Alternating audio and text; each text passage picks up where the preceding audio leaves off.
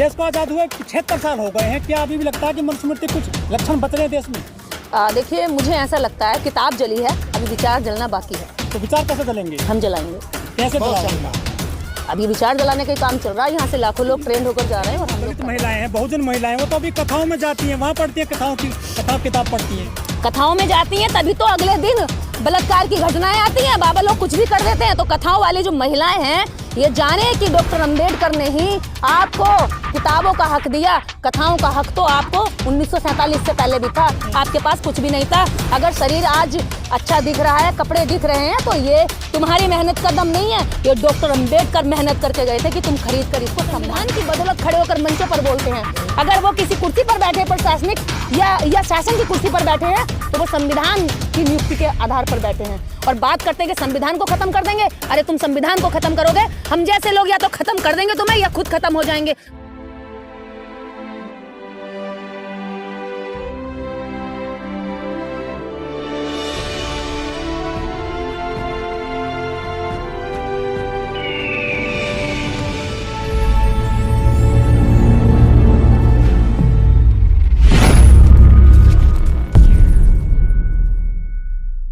आप हैं नोएडा के सेक्टर 15 में, और जहाँ पर बुद्ध महोत्सव मनाया गया है।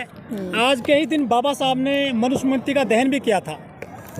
हाँ, बाबा साहब डॉक्टर अंबेडकर ने मनुस्मृति का दहन किया और ये बहुत अच्छा किया कि ऐसी किताब को जला दिया जो देश को बांटने का काम करती है, इंसानों को बांटने का काम करती है, महिलाओं को पैर की जूती कहती है। तो ये दिन वास्तव में महिलाओं के लिए आज़ादी का दिन है और इसको पूरे देश की महिलाओं को मनाना चाहिए। लेकिन देश में अभी भी ऐसी घटना हो जाती है, महिलाओं को लेकर या दलितों को लेकर उनको अत्याचार सहन करना पड़ता है। मनुस्मृति नहीं है जबकि देश में आज देखिए, मनुस्मृति एक किताब थी जिससे भारत का व्यवस्था इस देश में संविधान से पहले चलती थी। इस देश में मुगल आए, उन्होंने अपना हिसाब चलाया, उसके बाद फिर अंग्रेज आए। लेकिन बाबा साहब डॉक्टर अंबेडकर ने उसको पढ़कर जानकर ये समझ लिया कि देश की जनता के लिए किसी भी तरह से हित में नहीं और राष्ट्र की उन्नति के लिए ये किताब एक तरह की बाधा है। तो उन्होंने उस किताब को जलाया। लेकिन वो विचार अभी भी उस किताब के जनक जो थे, उनके पुत्र, उनके बच्चे, उनकी औलादें उस किताब के जो विचार हैं आज भी सामाजिक व्यवस्था में लागू करके रखना चाहते हैं और लागू किए हुए हैं, क्योंकि वो वहीं से सोचते हैं। देश को आज़ाद हुए 76 साल हो गए हैं, क्या अभी भी लगता है कि मनुस्मृति कुछ लक्षण बच रहे हैं देश में? देखिए, मुझे ऐसा लगता है किताब जली है, अभी विचार जलना बाकी है। तो विचार कैसे जलेंगे? हम जलाएंगे। कैसे जलाएंगे? अभी विचार जलाने का काम चल रहा है, यहाँ से लाखों लोग ट्रेंड होकर जा रहे हैं और हम लोग कर रहे हैं रात दिन काम, विचार जला रहे हैं। तभी तो हम उनके निशाने पर हैं, तभी तो हम उनके दुश्मन हैं, तभी तो उनको बुरा लगता है, तभी तो उनको गुस्सा आता है कि वो हमारे किताब जल की कोई दिक्कत नहीं है। किताब जलाने वालों से उनको भी कोई दिक्कत नहीं है कि किताब एक कागज का टुकड़ा है। विचार जलाने से दिक्कत होगी और विचार से ही इंसान बनता है, विचार से ही देश बनता है, विचार से ही देश बिगड़ता है, लोग बढ़ते हैं और लोग विचार से ही एकजुट होते हैं। बंटने वाला विचार खत्म होना चाहिए, बंटने वाली किताब जलनी चाहिए। डॉक्टर अंबेडकर, बाबा साहेब के पास इस दुनिया के अंदर सबसे ज़्यादा किताबों का संग्रह था। जो व्यक्ति दुनिया की सारी किताबों को पढ़ता है, सारे धर्मों को पढ़ता है, सारी पुस्तकों को प्रेम करता है और अपने घर में जिसके पास कपड़े इतने नहीं है, किताबें इतनी ज़्यादा हैं, जिसकी दीवारों में इतनी ईंटें नहीं है, उसके पास इतना बड़ा मकान नहीं है, लेकिन किताबों का ढेर है, ऐसे व्यक्ति ने अगर मनुस्मृति जलाई तो जरूर उसके पीछे कोई ना कोई कारण है। आज के दिन सारे बहुजन दिमाग लगाएं और सोचें कि बाबा साहब डॉक्टर अंबेडकर ने मनुस्मृति जलाई क्यों आखिर। आज ये सवाल खड़ा होना चाहिए और सारे लोगों को पढ़ना चाहिए कि मनुस्मृति क्यों जलाई। मनुस्मृति को आज जलाने से ज़्यादा ज़रूरत है पढ़ने की, और जब पढ़ लो तो भरे चौराहे पर जला देना ताकि साक्ष्यों के साथ कह सको कि ये मेरे विरोध में थी। लेकिन जो दलित महिलाएं हैं, बहुजन महिलाएं, वो तो अभी कथाओं में जाती हैं, वहाँ पढ़ती हैं, किताब पढ़ती हैं, कथाओं में जाती हैं, तभी तो अगले दिन बलात्कार की घटनाएं आती हैं। बाबा लोग कुछ भी कर देते हैं। तो कथाओं वाली जो महिलाएं हैं, ये जाने कि डॉक्टर अंबेडकर ने ही आपको किताबों का हक दिया। कथाओं का हक तो आपको 1947 से पहले भी था, आपके पास कुछ भी नहीं था। अगर शरीर आज अच्छा दिख रहा है, कपड़े दिख रहे हैं, तो ये तुम्हारी मेहनत का दम नहीं है, ये डॉक्टर अंबेडकर मेहनत करके गए थे कि तुम खरीद कर इसको सम्मान से पहन सको। दलित महिलाएं करवा चौथ नहीं छोड़ रही है, नवरात्रि नहीं छोड़ रही है, यहाँ से जाएंगी, हो सकता है कल सोमवार का व्रत रख लें लोग बाग। ये बहुत सारी महिलाएं छोड़ रही हैं और जो महिलाएं नहीं छोड़ रही हैं, हो सकता है अभी उनमें डर है, क्योंकि डर अंदर बिठा दिया। उनको लगता है अरे मैं व्रत नहीं करूंगी तो कहीं मेरे पति की मौत ना हो जाए, कहीं पति को बुखार ना आ जाए, कहीं छींक ना आ जाए। आज यहाँ से कई सारे लोग, सर्दी हो रही है, जुकाम खांसी हो जाएगी, तो जो आस्थावान लोगों का यार इसीलिए वो बुखार हो गया, इसको सारा वो गाड़ी दे रहा था, देवी दत्ता को गाड़ी दे रहा था, इसलिए इसको जो है बुखार हो गया। लेकिन वो ये नहीं कहेगा जो गाली नहीं दे रहा था उससे भी ज्यादा वो बीमार हॉस्पिटल में पड़े हुए हैं। तो ये जो डर है, ये डर निकालो। आपके शरीर एक साइंस है। शरीर में अगर सर्दी लगेगी तो बीमार होगे, गर्मी लगेगी तो बीमार होगे, बैलेंस बिगड़ेगा तो बीमार होगे। इसमें देवता का कोई हाथ नहीं, इसमें देवी का कोई हाथ नहीं, इसमें भगवान का कोई योगदान नहीं, किसी देवी देवता का एक शरीर पर कोई रोल नहीं है। ये साइंस है और साइंस से पूरी दुनिया चलती है। किसी भी देवता भगवान ने ना किसी भी चीज का आविष्कार किया। अगर ये माइक भी है जिससे हम बोल रहे हैं और ये कैमरा भी है लोगों के हाथ में, तो ये साइंस है, किसी भगवान की देन नहीं है। बीजेपी के मंत्री अनंत हेगड़े, हाँ, वो कह रहे थे कि हम संविधान बदलने आए देश में। उनके बाप में दम है, संविधान बदल देंगे। अरे संविधान की बदौलत मंच पर बोलते हैं वो।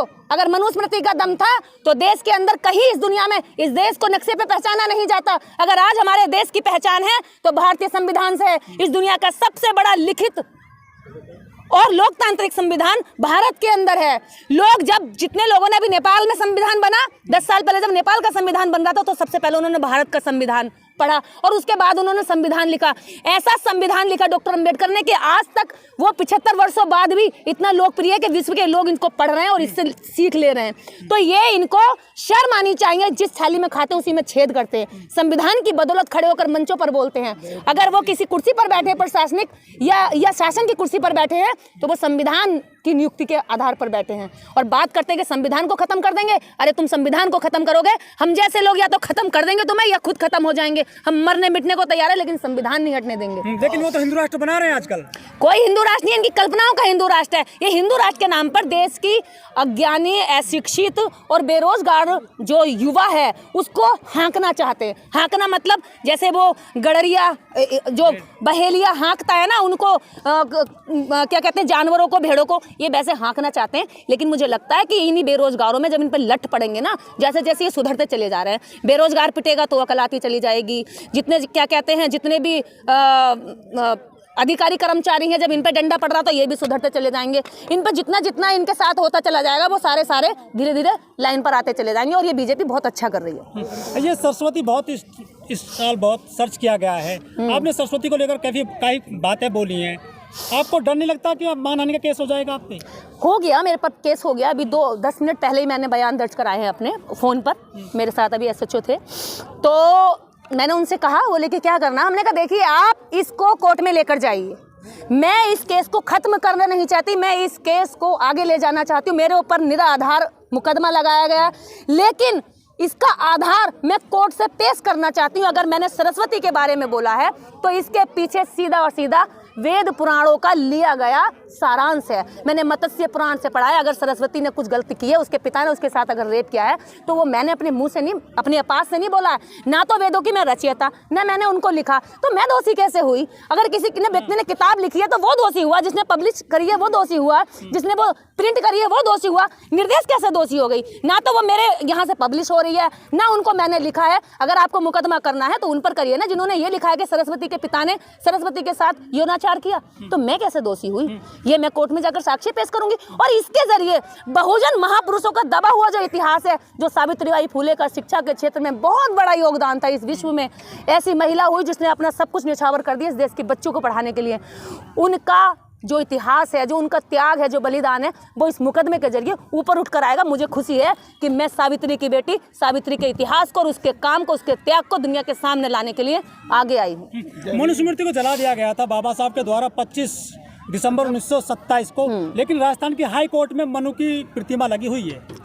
मनु की प्रतिमा इसलिए लगी हुई है ताकि मनु के पुत्र उसको देख कर कहते रहे कि हमारे पिता ने इस देश को बांटने के लिए क्या काम किया था, ताकि वो ये देखते रहे कि जिस माँ की कोख से पैदा होते हैं उसी माँ को कहते हैं कि तू मंदिर में नहीं घुस सकती। अरे पुरुष अपनी ज़मीन बताता है, ये मेरी धरती है, मेरी ज़मीन है। अरे तू तो खुद महिला नाम की कोख से उसकी ज़मीन में रह करके 9 माह फिर निकल कर आता, फिर कहता कि महिला पैर की जूती है, महिला जो है ताड़न की अधिकारी है, महिला जो है नीच है, अछूत है, मंदिर में नहीं आ सकती, महिला मंदिर की पुजारी नहीं बन सकती। कौन से धर्म ने महिला को पुजारी बनाया? कौन से धर्म ने महिला को पादरी बनाया? कौन से धर्म ने? देवदासी तो बनाए जा रही है साउथ में। करोड़ों की तादाद में देश के अंदर देवदासियां रही हैं। आज भी 4.5 लाख देवदासियां इस भारत के अंदर है और मंदिरों के अंदर हैं। और देवदासियां कौन बनती हैं? 9 साल की, 12 साल की, 14 साल की बच्चियां। वो बच्चियां जिनके अंगों को अभी ये लोग भेड़िए की तरह नोचते हैं मंदिरों के अंदर। तो क्या ये देवदासियां जितनी भी बना रहे हैं, क्या ये तब इनके धर्म ग्रंथ नहीं कहते इनको कि भाई तुम इन बच्चों का शोषण क्यों कर रहे हो?